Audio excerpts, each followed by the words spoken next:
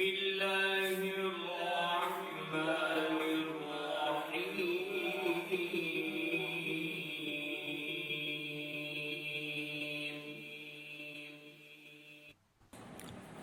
محترم سامعین و سامعات، آپ سن رہے ہیں تاریخ اسلام.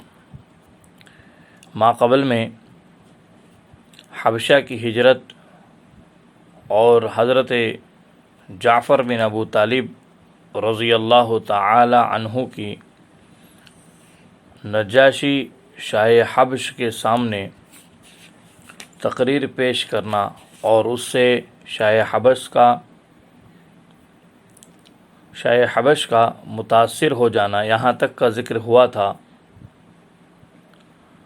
اب حضرت امیر حمزہ رضی اللہ تعالی عنہ کے اسلام لانے کو بیان کر رہے ہیں.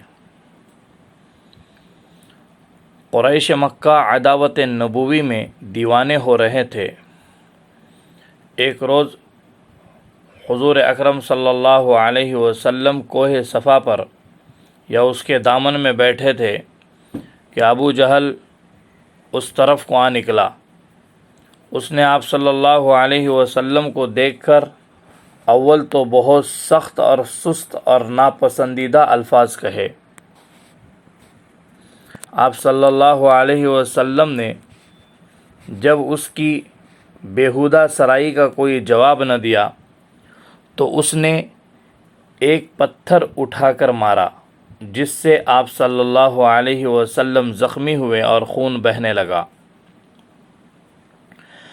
حضور اکرم صلی اللہ علیہ وسلم خاموش اپنے گھر چلے آئے. ابو جہل کعبے کے صحن میں جہاں لوگ بیٹھے ہوئے باتیں کر رہے تھے آ کر بیٹھ گیا. حضرت امیر حمزہ رضی اللہ تعالی عنہ حضور اکرم صلی اللہ علیہ وسلم کے چچا تھے. ان کو آپ صلی اللہ علیہ وسلم سے بہت محبت تھی، مگر وہ ابھی تک شرک پر قائم مشرکوں کے شریک حال تھے. ان کی عادت تھی کہ تیر کمان لے کر صبح جنگل کی طرف نکل جاتے، دن بھر شکار مارتے اور شکار کی تلاش میں مصروف رہتے.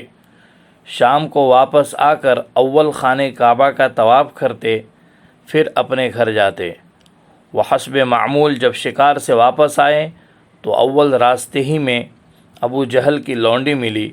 اس نے ابو جہل کا حضور اکرم صلی اللہ علیہ وسلم کو گالی دینا اور پتھر مارنا اور آپ صلی اللہ علیہ وسلم کا صبر اور شکر کے ساتھ خاموش رہنا، یہ سب بیان کر دیا. حضرت حمزہ رضی اللہ تعالی عنہ حضور اکرم صلی اللہ علیہ وسلم کے چچا ہونے کے علاوہ رضائی بھائی بھی تھے. خون اور دودھ کے جوش نے ان کو از خود رفتہ کر دیا. وہ اول خانہ کعبہ میں گئے. وہاں طواف سے فارغ ہو کر سیدھے اس مجمع کی طرف متوجہ ہوئے جہاں ابو جہل بیٹھا ہوا باتیں کر رہا تھا. حضرت حمزہ رضی اللہ تعالی عنہ بہت بڑے پہلوان، جنگجو اور عرب کے مشہور بہادروں میں شمار ہوتے تھے. انہوں نے جاتے ہی ابو جہل کے سر پر اس زور سے کمان ماری کہ اس کا یعنی ابو جہل کا سر پھٹ گیا اور خون بہنے لگا. پھر کہا کہ میں بھی محمد صلی اللہ علیہ وسلم کے دین پر ہوں اور وہی کہتا ہوں جو محمد صلی اللہ علیہ وسلم کہتے ہیں. اگر تجھ میں کچھ ہمت ہے تو اب میرے سامنے بول. ابو جہل کے ساتھیوں کو تو غصہ آیا اور وہ اس کی حمایت میں اٹھے، مگر ابو جہل حضرت حمزہ رضی اللہ تعالی عنہ کی بہادری سے اس قدر متاثر اور مرعوب تھا کہ اس نے خود ہی اپنے حمایتوں کو یہ کہہ کر روک دیا کہ واقعی مجھ سے زیادتی ہو گئی تھی. اگر حمزہ مجھ سے اپنے بھتیجے کا انتقام نہ لیتے تو بے حمیت شمار ہوتے.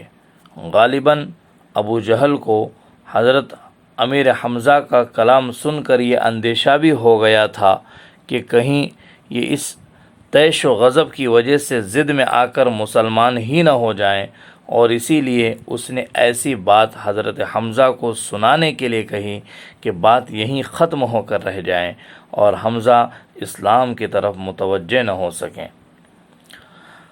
حضرت حمزہ رضی اللہ تعالیٰ عنہ ابو جہل کی مزاج پرسی کر کے حضور اکرم صلی اللہ علیہ وسلم کے پاس آئے اور کہا کہ بھتیجے، تم یہ سن کر خوش ہوگے کہ میں نے ابو جہل سے تمہارا بدلہ لے لیا۔ نبی کریم صلی اللہ علیہ وسلم نے فرمایا کہ چچا، میں ایسی باتوں سے خوش نہیں ہوتا، میں ایسی باتوں سے خوش نہیں ہوا کرتا۔ ہاں، آپ مسلمان ہو جائیں تو مجھ کو بڑی خوشی حاصل ہوگی۔ یہ سن کر حضرت امیر حمزہ رضی اللہ تعالی عنہ نے اسی وقت اسلام قبول کر لیا۔ حضرت امیر حمزہ رضی اللہ تعالی عنہ کے مسلمان ہونے سے مسلمانوں کی آفت رسیدہ جمعیت کو بڑی قوت اور امداد حاصل ہوئی۔ یہ نبوت کے 6 سال کا واقعہ ہے۔ اس وقت حضور اکرم صلی اللہ علیہ وسلم دار ارقم میں تھے۔ قریش مکہ حضور اکرم صلی اللہ علیہ وسلم کی شان میں بہت ہی گستاخ اور بے باک ہو گئے تھے۔ اب حضرت حمزہ رضی اللہ تعالی عنہ کے مسلمان ہونے نے ان کو اس قدر محتاط اور مؤدب بنا دیا، اور لوگ حضور اکرم صلی اللہ علیہ وسلم کی شان میں گستاخیاں کرنے میں کچھ تعامل کرنے لگے۔ یہ تو حضرت امیر حمزہ رضی اللہ تعالیٰ عنہ کے جرأت، بہادری اور اسلام کو قبول کرنے کی بات آپ تک پہنچائے ہیں۔ اب انشاءاللہ آئندہ حضرت عمر فاروق رضی اللہ تعالی عنہ کا اسلام لانا کیسے ہوا، کیا واقعہ پیش آیا، اس کو انشاءاللہ بیان کریں گے۔ آپ سے گزارش ہے آپ سنیں اور آپ اسے نشر بھی کیجئے۔ جزاکم اللہ احسن الجزا۔